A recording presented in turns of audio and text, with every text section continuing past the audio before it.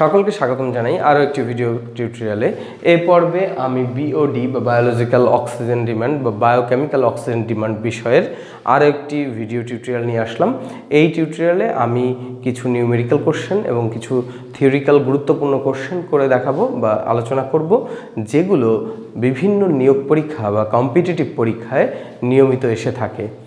এবং বিওডি টপিক্সটি খুবই গুরুত্বপূর্ণ সিভিল ইঞ্জিনিয়ারিং নিয়োগ পরীক্ষার ক্ষেত্রে, কারণ এখান থেকে প্রত্যেকটি নিয়োগ পরীক্ষায় কোনো না কোনো কোশ্চেন এসে থাকে দেখা যায়।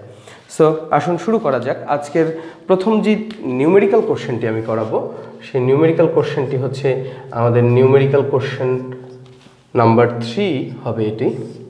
এর পূর্বে দুটি নিউমেরিক্যাল কোশ্চেন আমি করিয়েছি বা এর পূর্বের ক্লাসে দুটি নিউমেরিক্যাল কোশ্চেন সলভ করানো হয়েছে। সেটি দেখতে হলে এখানে আই বাটনে ক্লিক করে সেই ভিডিওটি দেখে নিতে পারেন। সো কোশ্চেনটি দেখা যাক। The 5-day 20 degrees centigrade BOD of a sewage is 200 milligram per liter. K, or the rate constant, is 0.17 per day. Find the ultimate BOD. Find the ultimate BOD.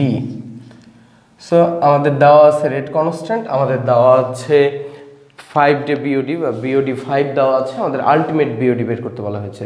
খুবই সহজ একটি কোশ্চেন, আমরা আসুন সলভ করে ফেলি। আমাদের যেগুলো দেওয়া আছে সেগুলো লিখে ফেলি। গিভেন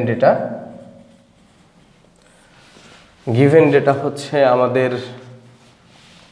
বিওডি 5 ইকুয়াল টু হচ্ছে দেওয়া আছে 200 মিলিগ্রাম পার লিটার, এবং আমাদের দেওয়া আছে কে এর মান হচ্ছে 0.17 পার ডে।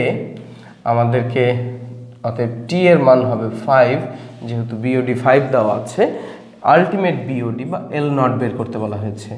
সো কোশ্চেনটির অ্যান্সার হবে, সলিউশন হবে, আমরা জানি BOD 5 equal to L naught into 1 minus e to the power minus k into t এর জায়গায় হবে 5, যেহেতু আমরা এখানে 5 ডেটটা হিসাব করছি। সো এখানে যদি আমরা মান বসিয়ে দিই তাহলে কিন্তু L naught চলে আসে। So L naught equal to BOD 5 divided by 1 minus e to the power minus k into 5। So মানগুলো যদি আমরা বসিয়ে দিই 200 1 minus e to the power minus 0.17 into 5, মানগুলো ক্যালকুলেটরে দিলে আপনারা মান পেয়ে যাবেন 232 মিলিগ্রাম পার লিটার। এটি ছিল ম্যাক্সিমাম বা আলটিমেট বিওডি, এটি আমাদের অ্যান্সার হবে। এরপর আমরা আরও একটি থিওরিটিক্যাল কোশ্চেন আলোচনা করব। এই থিওরিটিক্যাল কোশ্চেনটি আলোচনা করার পূর্বে যারা এই প্রথম আমার চ্যানেলটিকে দেখছেন বা এখনও আমার চ্যানেলটিকে সাবস্ক্রাইব করেননি, তারা সাবস্ক্রাইব করে বেল বাটন ক্লিক করে রাখুন, কারণ নিয়মিত এমন নিউমেরিক্যাল কোশ্চেন বা বিভিন্ন কম্পিটিটিভ এক্সামের কোশ্চেন সলিউশন নিয়ে আমি ভিডিও তৈরি করে এখানে আপলোড দিয়ে থাকি। আপনারা বেল বাটন ক্লিক করে রাখলে আপনারা নিয়মিত ভিডিওগুলোর আপডেট পেতে থাকবেন। আসুন শুরু করা যাক। এই বিওডি থেকে একটি কোশ্চেন মাঝে মধ্যেই এসে থাকে, খুবই গুরুত্বপূর্ণ একটি কোশ্চেন, যে আমরা কেন বিওডি নির্ণয় করে থাকি বা বিওডি 5 কি। আমরা এখানে বেশিরভাগ ক্ষেত্রেই বিওডি 5 নির্ণয় করি বা বিওডি 5 দেওয়া থাকে। তো আমাদের প্রশ্ন হতে পারে হোয়াট ইজ বিওডি 5 কোশ্চেন। এবারের কোশ্চেনটি হচ্ছে হোয়াট ইজ বিওডি 5। বিওডি তো আমরা জানি যে বায়োলজিক্যাল বা বায়োকেমিক্যাল অক্সিজেন ডিমান্ড, অর্গানিক ম্যাটেরিয়ালগুলোকে ব্যাকটেরিয়ার ভেঙে এগুলোকে ডিকম্পোজ করতে যে পরিমাণ অক্সিজেন দরকার হয় সেটা হচ্ছে বিওডি। কিন্তু বিওডি 5 যদি জিজ্ঞাসা করা হয় যে হোয়াট ইজ বিওডি 5, তার অ্যান্সার হবে বিওডি 5 সেম অ্যান্সারই, জাস্ট এখানে আমাদের উল্লেখ করে দিতে হবে এটা 5 days, the amount of oxygen required by bacteria or microorganism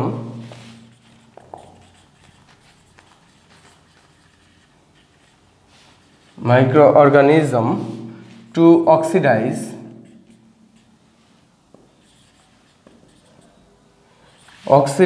the organic matter in aerobic condition for 5 days at 20 degree centigrade temperature.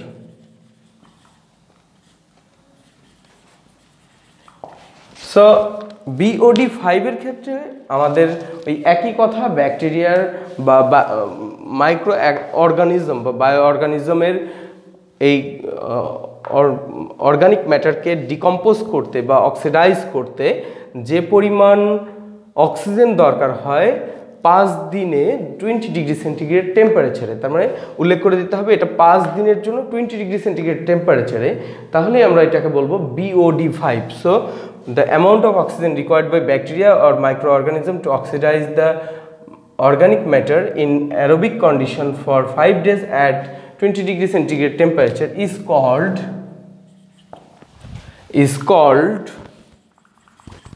BOD 5.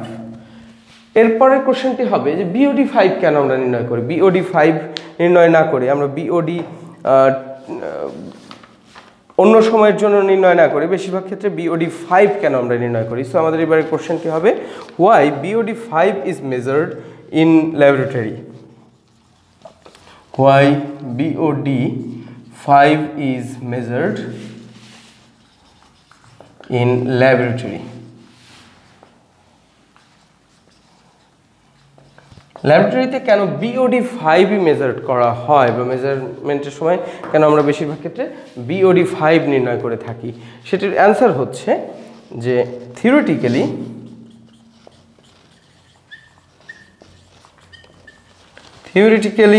BOD takes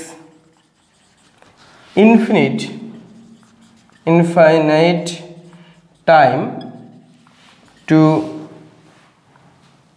be completed.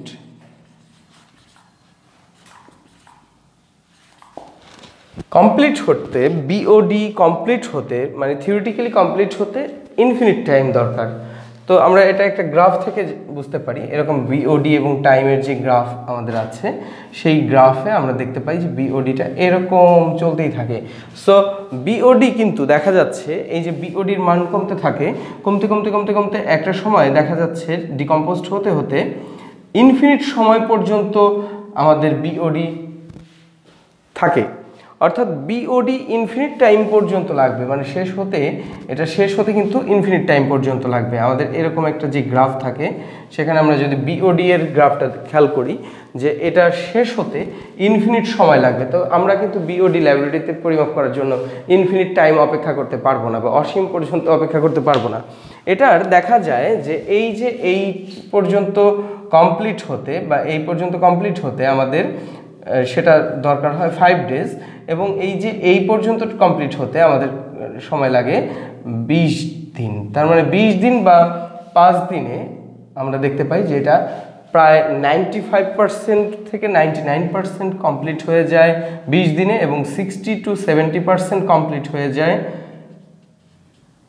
5 দিনে। তার মানে সময়ের বিবেচনা করলে 5 দিনে ম্যাক্সিমাম BOD কমপ্লিট হয়ে যায়। BODর যে ডিগ্রেডেশন বা অক্সিডাইজেশন এটা 5 দিনে ম্যাক্সিমাম হয়, অর্থাৎ 5 দিনেরটাই আমরা ইন্টারেস্টেড যে 5 দিনে যতটুকু হয় এটাই যদি আমরা নির্ণয় করি তাহলে আমরা একটা রাফ হিসাব করে নিতে পারি। So we are interested in the এরপরে আমাদের যেটা লিখতে হবে যে within 5 days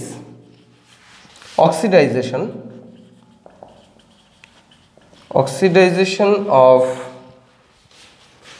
organic matter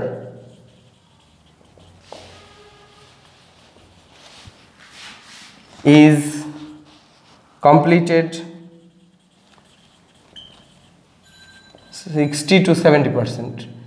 So 60 to 70%, and within 20 days it is completed 95% to 99%. So we are interested. So we are interested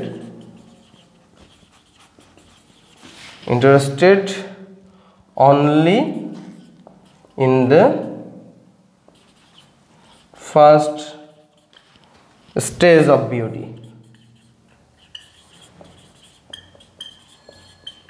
যেহেতু বিওডি এর ম্যাক্সিমাম সম্পন্ন হয়ে যায় 5 দিনে, সেহেতু ল্যাবরেটরিতে এটা দ্রুত রেজাল্ট আসার জন্য, রেজাল্ট দ্রুত আমরা এটা ক্যালকুলেশনের রেজাল্টটা পাওয়ার জন্য আমরা ল্যাবরেটরিতে এটা 5 দিনেরটাই হিসাব করি, এবং 5 দিনেরটা হিসাব করলে আমরা এটা একটা অ্যাপ্রক্সিমেট মান বের করতে পারি যে তাহলে এটা 20 দিনে কত হবে বা এর পরে কত হবে, এটা একটা হিসাব বের করা যায়। সো এই জন্য আমরা বিওডি 5টাই নির্ণয় করে থাকি। এরপরে আমাদের একটি গুরুত্বপূর্ণ কোশ্চেন, এটি নিয়োগ পরীক্ষায় এর আগে এসেছে কয়েকবার। এটা হচ্ছে why BOD is needed or the significance of BOD. আমাদের এবারের কোশ্চেনটি হচ্ছে why BOD is needed, or question হতে পারে দ্য সিগনিফিকেন্স অফ বিওডি। কোশ্চেনটি আমরা লিখে ফেলি, হোয়াই বিওডি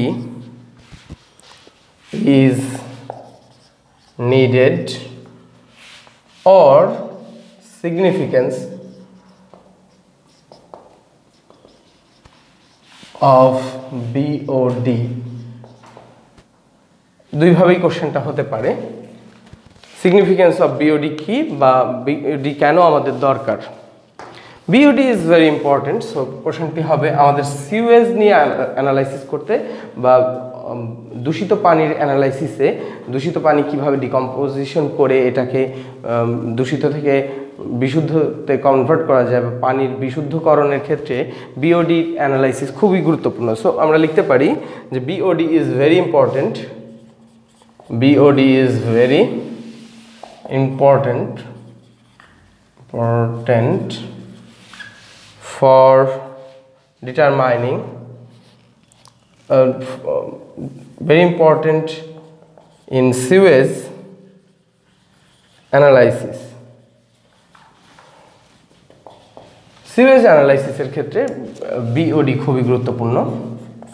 দ্বিতীয় যে কথাটি আমরা বলবো যে it is used for determining the strength of sewage pollution. It is used for determining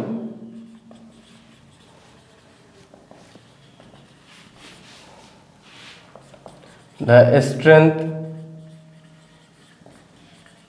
of sewage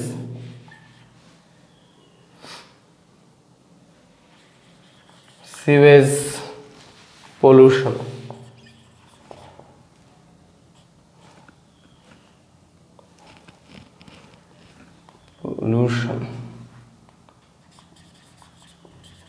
সিওয়েজের পলিউশনের স্ট্রেংথ বা কতটা মারাত্মক পলিউশন হয়েছে বা কত স্ট্রং পলিউশন হয়েছে, পলিউশনের স্ট্রেংথ মাপার জন্য আমরা বিওডি ব্যবহার করে থাকি।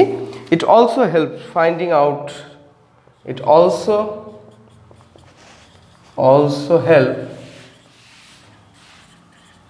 To find out the amount of water or clean water needed to decompose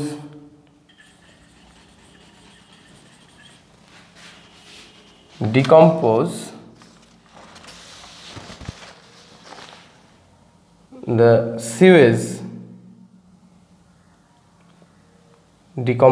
sewage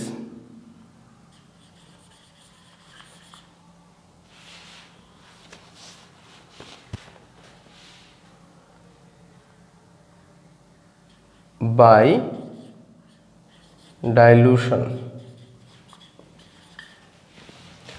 অর্থাৎ ডাইলুশনের মাধ্যমে আমরা এই বিওডিকে বা সিওএসকে ডিকম্পোজ করার জন্য কতটুকু ক্লিন ওয়াটার সেখানে মিক্স করতে হবে, সেই ক্লিন ওয়াটারের পরিমাণটা আমরা বিওডি থেকে নিতে পারি। এটা আমাদের ইম্পর্টেন্ট, কারণ এটা আমাদের সিওয়েজের পলিউশনের স্ট্রেংথ বলে দেয় যে বিওডি যত বেশি তত পলিউশন, স্ট্রং পলিউশন হয়েছে সেই পানিটায়। আর বিওডি থেকে আমরা সিওয়েজের বিভিন্ন অ্যানালাইসিস বা একটু আগে যেটা বললাম যে স্ট্রেংথ অফ পলিউশন নির্ণয় করা যায়, পলিউশনের মাত্রা বিওডি থেকে আমরা জানতে পারি। বিওডির মান যত বেশি হবে সিওয়েজের বা কোনো একটা পানির অবিশুদ্ধতা বা পলিউশন তত বেশি স্ট্রং হবে। তো আশা করি সবাই বুঝতে পেরেছেন। এবং এইভাবে আমি বিওডি সিওডি নয়, শুধু সিভিল ইঞ্জিনিয়ারিংয়ের যে কোনো চাকরি পরীক্ষায় যে কোশ্চেনগুলো এসে থাকে এগুলো ধারাবাহিক সলিউশন দিতে থাকবো। আপনারা বিওডি সিওডির যেই ম্যাথগুলো, এগুলো আমরা 30 থেকে 35টি ম্যাথ সলিউশন করে দেখাবো। এই এনভায়রনমেন্টাল ইঞ্জিনিয়ারিংয়ের পুরো একটা ভিডিও সিরিজ আমার চ্যানেলের একটা প্লেলিস্টে আপনারা পেয়ে যাবেন।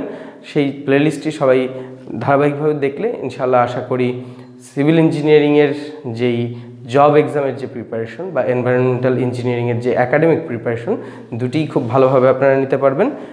আপনারা আমার চ্যানেলকে সাবস্ক্রাইব করে বেল বাটন অন করে রাখুন, যাতে পরবর্তী ভিডিওগুলো আপনারা সময় সময় নোটিফিকেশন পেয়ে যান। এবং আপনার পরিচিত সকল সিভিল ইঞ্জিনিয়ারিং স্টুডেন্ট এবং ইঞ্জিনিয়ারিং স্টুডেন্টদের মধ্যে চ্যানেলটিকে শেয়ার করে বেশি বেশি ছড়িয়ে দিন এবং বাংলা ভাষায় একটি ইঞ্জিনিয়ারিং প্ল্যাটফর্ম গড়ে তুলুন। এ বলে শেষ করছি। ধন্যবাদ সবাইকে।